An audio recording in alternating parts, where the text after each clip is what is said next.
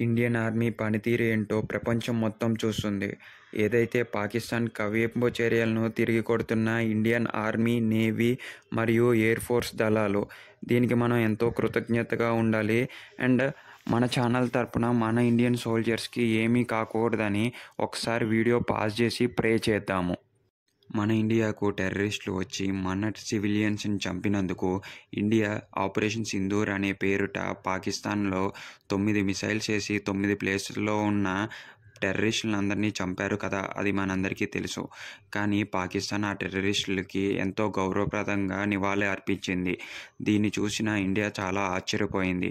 దానికి కారణంగా నిన్న పాకిస్తాన్ మన మీదకి యుద్ధం చేస్తుంది. జమ్మూ అండ్ కాశ్మీర్ ఎయిర్పోర్ట్ భాగంగా అక్కడికి వివిధ రకాల డ్రోన్లు మరియు జెట్ ప్లేన్లు పంపించింది. ఆ జెట్ ప్లేన్లు ఎవరి అని చూడంగా మేజర్గా చైనావి అని మన ఇండియన్ ఆర్మీ గుర్తించింది. సుమారు 50 పైగా వచ్చిన డ్రోన్లు గాల్లోనే ధ్వంసం చేసింది మన ఇండియన్ ఆర్మీ. L-400 మిసైలర్తో ఎప్పుడైతే మన రేడార్ సిస్టమ్ ఆ డ్రోన్లను గుర్తిస్తుందో అప్పుడు మన డ్రోన్లు వెళ్ళి వాటిని బ్లాస్ట్ చేస్తుంది. దీనికి కారణంగా మొత్తం న్యూట్రలైజ్ అయిపోతుంది. కానీ ఇంకా 3 ఎయిర్ జెట్లు వచ్చాయి. ఆ ఎయిర్ జెట్లు కూడా చైనావి అని మన ఇండియన్ ఆర్మీ గుర్తించింది. అందులో 2 జెట్లను ధ్వంసం చేసేసి ఒక జెట్ని మాత్రం పట్టుకొని అందులో ఉన్న పైలట్ని మన కంట్రోల్లోకి తీసుకున్నారు. మేబీ తర్వాత ఎంక్వైరీ జరగాల్సి ఉందేమో. దీని గురించి ఇంకా అఫీషియల్ క్లారిటీ అనేది అయితే రావాల్సి ఉంది. పాకిస్తాన్ మన మీద 4 వివిధ రకాలుగా యుద్ధం చేసింది. ఒకటి, గాల్లో జెట్స్ పంపించింది. అండ్ ఇటు పంజాబ్ మీద, అటు జమ్మూ అండ్ కాశ్మీర్ మీదకి డ్రోన్లు పంపించింది. ఇవన్నీ జరుగుతున్న సమయంలో హిమాలయాస్ మరియు జమ్మూ అండ్ కాశ్మీర్ మధ్యలోంచి టెర్రరిస్టులు మన ఇండియాకి రావడానికి ట్రై చేశారు. ఇవన్నీ తెలుసుకున్న మన ఇండియన్ ఆర్మీ ఏ ఒక్కటి కూడా హిట్ కాకుండా ప్రతిదాన్ని పాకిస్తాన్ మీదకి తిప్పికొట్టారు.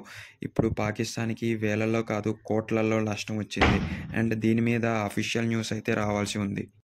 మీకు పైన కనిపించేది SL-400 ట్యాంక్. ఈ ట్యాంకర్లో ఉన్న స్పెషాలిటీ ఏంటంటే ఏదైనా శత్రు దేశాలు మన మీదకి డ్రోన్లు కానీ, ఎయిర్క్రాఫ్ట్లు కానీ, మరి ఇతర వెపన్స్ ఏదైనా యూజ్ చేస్తే దీంట్లో ఉన్న రేడార్ సిస్టంలో యాక్టివేట్ అయిపోయి గాల్లో 10 మీటర్ల నుంచి 30 కిలోమీటర్ల ఎత్తున్న ప్రతి వెపన్ను, ప్రతి ఎయిర్క్రాఫ్ట్ను పేల్చివేసే సామర్థ్యం దీనికి ఉంది. ఇట్లాంటి సామర్థ్యాలు, ఇట్లాంటి వెపన్లు మన దగ్గర ఉన్నా కూడా పాకిస్తాన్ ఇంకా ముందరకొచ్చి మన మీద యుద్ధం చేయడానికి సిద్ధమవుతుందంటే ఇంకా పాకిస్తాన్ని ఏమనాలి. ఇంకా ఇండియన్ నేవీకి అత్యంత బలమైన INS విక్రాంత్ కూడా దారిలోకి దిగిందని అయితే చెప్పాల్సిందే.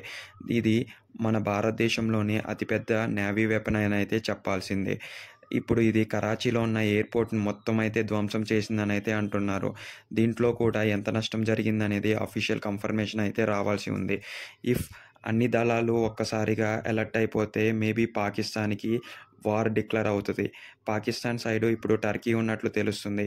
ఇఫ్ మన వల్ల కూడా కాకపోతే ఇప్పుడు USA మరియు రష్యాని హెల్ప్ అడిగితే వితిన్ ఫ్రాక్షన్ ఆఫ్ సెకండ్స్లో వెపన్స్ మరియు వాళ్ళ ఆర్మీ ఫోర్స్ కూడా దిగనుంది. ఇప్పుడు పాకిస్తాన్కి చైనా గుంటలక్కలాగా వ్యవహరిస్తూ వాళ్ళ వెపన్స్ అన్నీ ఇస్తుంది. కానీ పాకిస్తాన్ మాత్రం ఇటు ఇండియాతో, అటు ఉజ్బెకిస్తాన్తో వాళ్ళకే గొడవలు జరుగుతున్నాయి. ఇటు ఎకానమీగా ఎలాగో గ్రోత్ లేని పాకిస్తాన్కు ఇవన్నీ ఎదురు దెబ్బలు. ఇది పాకిస్తాన్కి ఎందుకు అర్థం కావట్లేదో తెలియట్లేదు. అటు పాకిస్తాన్ యూట్యూబర్లను ఇండియా బ్యాన్ చేస్తుంది. ఎందుకంటే వాళ్ళు ఇండియా గురించి తప్పుగా మాట్లాడుతుంది ఒక ఉద్దేశం అయితే, మరియు రెండో ఉద్దేశం ఏంటంటే హయ్యెస్ట్ సోషల్ మీడియా బేస్ ఉన్న ఇండియాలోని చూసే కంటెంట్ను వాళ్ళు ఎందుకు మనీ ఎర్న్ చేయాలి, వాళ్ళ ఎకానమీ ఎందుకు బాగుపడాలి, ఇక్కడ చూసేవాళ్ళు అక్కడ ట్యాక్స్ కట్టుకుంటూ మన మీదే నిందలేస్తారా అనే కేటగిరీలో మనోళ్ళందరూ వాళ్ళ సోషల్ మీడియాను ఇండియాలో ఓపెన్ అవ్వకుండా బ్యాన్ చేశారు. అండ్ యూట్యూబ్లో వచ్చే క్వాలిటీ సబ్స్క్రైబర్లు కూడా తగ్గిపోతే దీన్ని బట్టి వాళ్ళకు వచ్చే ఇన్కమ్ బేస్ మీద కూడా మన ఇండియన్ ఆర్మీ చర్యలు తీసుకుంటుంది. అటు ఇండియన్ ఫైనాన్షియల్ మినిస్టర్ పెద్ద పెద్ద బ్యాంక్స్కు లెటర్ రాసింది, పాకిస్తాన్కు ఇంకా లోన్స్ ఇవ్వద్దు, టెర్రరిస్టులను పెంచి పోషిస్తుంది అని. దీన్ని బట్టి ఇంకా పాకిస్తాన్కి లోన్స్ రావడం కూడా కష్టమే. మేబీ ఇదే అదునుగా చూసుకుని చైనా ఆక్యుపై చేసే అవకాశాలు కూడా చాలానే ఉన్నాయని అయితే చెప్పుకోవచ్చు.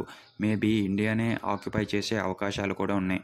To be frank, POK Pakistan occupied కాశ్మీర్ని కూడా ఇప్పుడు మన ఇండియన్ ఆర్మీ చేజెక్కించుకునే సమయంలో కూడా ఉండవచ్చు. ఏం జరుగుతున్నా కూడా దానికి కారణం నరేంద్ర మోడీ ఉన్నాడనే ధైర్యం. టు బీ ఫ్రాంక్, అక్కడ PM పాకిస్తాన్ ప్రైమ్ మినిస్టర్ మీద కూడా దాడులు జరుగుతున్నాయి. అక్కడ కూడా డ్రోన్లు తిరుగుతున్నాయని అయితే అంటున్నారు. అది ఇండియన్ ఆర్మీ చేసే పని అయితే కాదు. ఎప్పుడైనా డైరెక్ట్ అటాక్ చేస్తుందని అయితే నేను అంటాను. మేబీ వాళ్ళ కంట్రీ నుంచో ఆర్ ఉజ్బెకిస్తాన్ నుంచో మేబీ వేరే యుద్ధాలు చేస్తూ ఉండొచ్చు ఆర్ నడుపుతూ ఉండొచ్చు. కానీ మన వీడియో ఇక్కడ వరకు చూసినట్టయితే దయచేసి సబ్స్క్రైబ్ చేసుకొని కిందనే ఉన్న వాట్సాప్ ఛానల్లో జాయిన్ అయిపోయి మరియు టెలిగ్రామ్ కమ్యూనిటీలో కూడా జాయిన్ అయిపోండి. మన ఇండియన్ ఆర్మీకి ఏం కాదని